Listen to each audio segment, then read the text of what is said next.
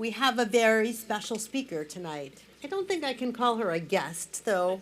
Guest sermonizer, perhaps. She's certainly no guest, but a beloved member of our professional team and lifelong member of North Shore Congregation Israel. I won't ask her mother how many years.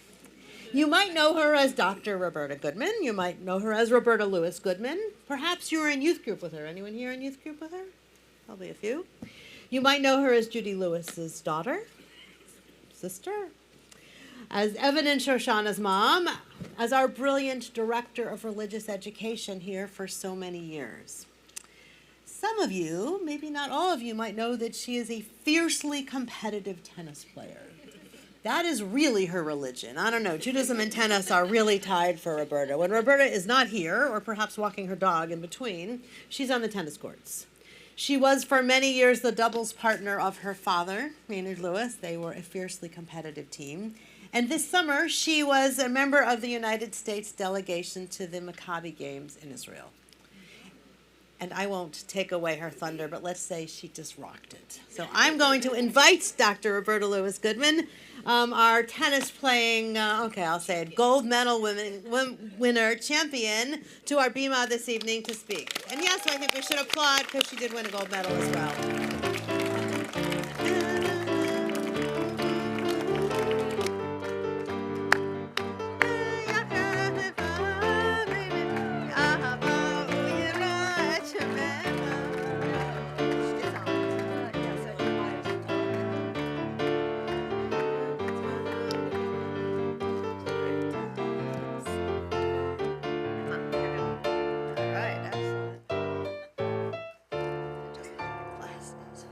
Shabbat Shalom, everyone.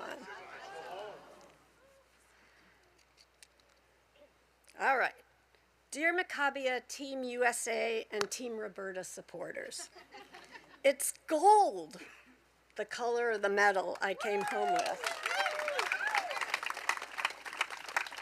The 2025-2026 Maccabiah Games in Israel, titled Now More Than Ever, are completed.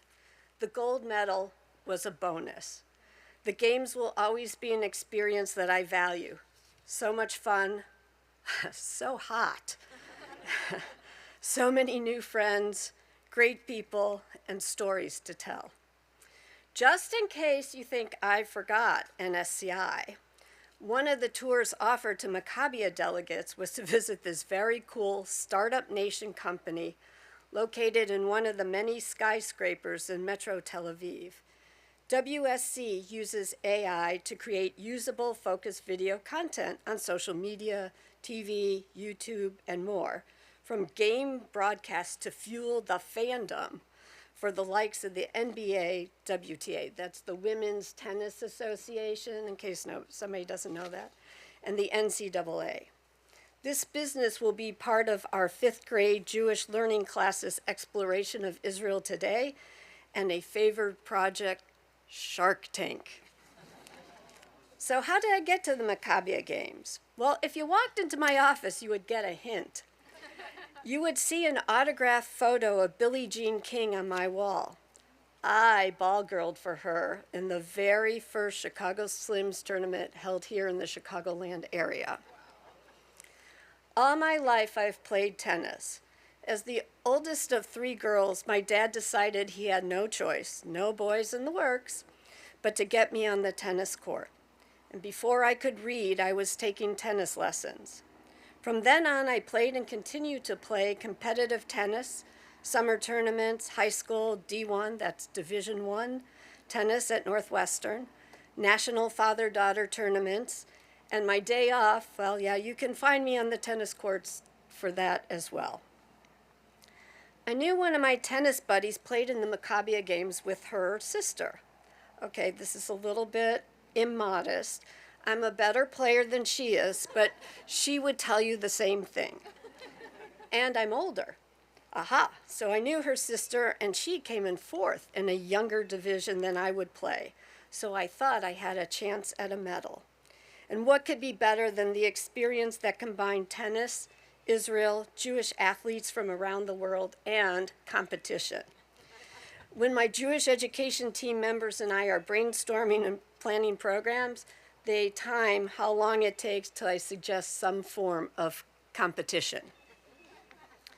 Like any worthwhile endeavor, there was an extensive process to qualify for Team USA as a tennis player. Many trials and tribulations with Middle East incursions that almost meant the already postponed 2025 Maccabiah Games would not happen in 2026. With the theme now more than ever post-October 7th, a horrific experience for Israelis and Jews everywhere, the symbolic statement of Jews from around the world coming together to support Israel and one another, to show their conviction, courage, and spirit, motivated others and me to show up. Some nations actually blocked sending official delegations. One British competitor explained that their delegation could not get insurance to allow an official group to participate. Some individuals made tough choices and did not come. In the end, the number of delegates, about 60% of what was expected, a bit more than 5,000 total, came. I stuck it out. I really wanted to go and play. So the theme of the Maccabiah, now more than ever. This Maccabiah Games has special meaning for Israel, Israelis, and all Jews. It was programmed as a coming together of the Jewish world with a message of resilience and hope. Even at the opening ceremonies, which was really awesome, there was a memorial for those who died in connection with October 7 and its aftermath, and those who suffered as hostages. One day, all the Masters competitors, that means anybody 35 or older, went to the Gaza envelope, inclusive of the Nova Festival site. At the Nova site, we heard from a hostage survivor, grandmother age from a kibbutz, and a local resident who saved many of the Nova participants. The hostage survivor, after her release, was and remains an ardent activist for the hostages. She shared some details of what she and other women endured and how she tried to comfort the younger women. Another speaker, a local resident, a lawyer by degree, knew intimately the land, the hills, the valleys, the roads, the paths, the trees, the bushes, as he lives as a farmer and shepherd in the area. He was able to direct Nova participants to run to safety and help find participants who were hiding to rescue them. Later, our guide shared that it's likely his efforts alone saved 700 lives. Several times you could see and feel how difficult it was for these two heroic individuals to share their stories. What came across was how much of what they did was for the children of Israel. Even with their scars, they are hopeful for the future of Israel. I took a photo of a poignant moment. In the background were various Nova memorials, one for each individual, red ceramic flowers indigenous to the area, and displays documenting the story. And sitting, leaning in to hear our guide share maps, photos, and stories of the fateful events was one of the tennis players, a Holocaust survivor. The following week, a different image. This Holocaust survivor was winning a medal and was presented with his medal. This speaks to the Jewish people's resiliency and hope. May the memories of all who perished those fateful days always be for a blessing, and may we be inspired by the courage of those who survived and continue to be a source of blessing. The people. It's Israel. So many encounters with people. Perhaps the coolest part was walking in our uniforms. This was part of my uniform. By nation, 40-plus countries from around the world, into Teddy Kolik Stadium in Jerusalem.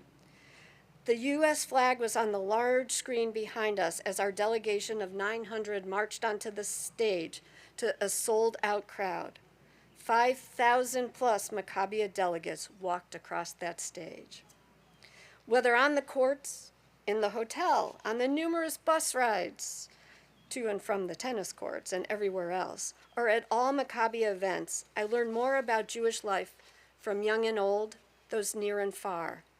So many amazing Holocaust stories of how people survived, insights into Jewish life on college campuses, struggles and courage of those who are trying to maintain Jewish identity and a sense of community in areas of shrinking Jewish populations. One taxi driver portrayed the 24/7 tempo at Tel Aviv as a combination of New York City and Miami Beach. And among the delegates, many shared moments of cheering, schmoozing, laughing, and celebrating. Ruach, joy, commitment, and pride. At the Newark airport before our midnight flight, I helped entertain a toddler and chatted with her moms. Several days later, guess what? They showed up at the tennis courts to see me and watch some tennis. They had even Googled me. I don't even know how they knew my name, quite frankly, but they're now my friends for life. My family were early modern Zionists settling in Palestine from England around the first decade of the 1900s. I had Shabbat meals with my mother's first cousin and the next 3 generations of that part of the family, and this is a little complicated, and also with one of my great-grandmother's brother's children and his partner's family. Yeah. An opportunity to hear more about life in Israel today and stay connected. And of course, I had to see somebody I knew, so I ran into, over there, Lori Borden, NSCI congregant at the Carmel Market, and I even sat behind her on the plane going home from Israel. When sharing stories with teammates, one of the tennis players said he grew up in Flint, Michigan. I said, I know someone from Flint. She's one of my closest friends. No surprise, their parents were best friends. Suddenly, from his perspective, I had a halo, a special connection. And of course, I have a long list of new friends. Okay, what you've all been waiting for, the competition, right? Our matches were held at the main Israel Tennis and Education Center, ITEC, in Ramat HaSharon. Monday night was a reception with a 50th anniversary dinner to see the talented juniors, hear about the mission of the ITEC, and meet some of the masters. ITEC is as much about creating tennis stars. #1 player at Northwestern currently, my college team, is a product of the program, and as much as it is about giving the children a safe place to support them in life. We heard the inspiring stories of former world champions Anna Smashnova, what a great name for a tennis player, who has the most beautiful one-handed backhand. You have to understand, I have a one-handed backhand. It's a little bit of a rarity these days, but she has the most beautiful one-handed backhand. And of course, I have a photo with her. And Yoni Ehrlich, who won an Australian Open doubles championship with fellow Israeli Andy Ram. Both Anna and Yoni actively teach and coach at the center. So I'm a doubles specialist. I ventured to Israel without any partners, which was a bit nerve-wracking to see if there would be people my age with whom to play. Our coaches quickly paired me up with Mike Remmels, an outstanding athlete in baseball and tennis from outside of Oakland, who was looking to play mixed doubles. Phew. We were in the same age division. Okay, that's the 65s. I have to admit that often the strategy in mixed doubles is to hit it to the female. In our first match, the male opponent who made Aliyah played for the University of Michigan. He hit a hard shot right at me, at the net. Point for Goodman and Remmels. Needless to say, no more hard shots came to me at the net. In our 3 matches, we lost a total of 4 games. We dominated. Gold, remember? And Mike is eager to play the Maccabiah Pan American Games in December 2027. I think it's in Paraguay and not Uruguay, but my geography is not so great. Don't tell my dad. And Maccabiah Games in Israel in 2029. I take that as a compliment. Final thoughts. To all who are present tonight, go to Israel, support Israel. We need one another more than ever. To my sporty students, and I got a lot of those, there are experience waiting for you to be a whole person, body, heart, mind, and soul, and a Jew. Whether the North American Maccabiah movement through JCCs or the international Maccabiah movement or URJ's 6-Point Sports Academy, seek these out. Judaism and sports share values and life lessons. To those who contributed financially to my Maccabi adventure and all who gave me moral support, Toda Rabbah, thank you. To my partners, tennis teammates, coaches, volunteers, USA delegates, and all worldwide participants, I'm glad we shared this experience together. Now, to my family members who often rank areas of importance to me, first tennis, then work, then family. You're probably right. Thank you. This gold is for you. And to my dad, I know you're smiling. Thanks for making me a lifetime competitive tennis player and a champ. Shabbat Shalom.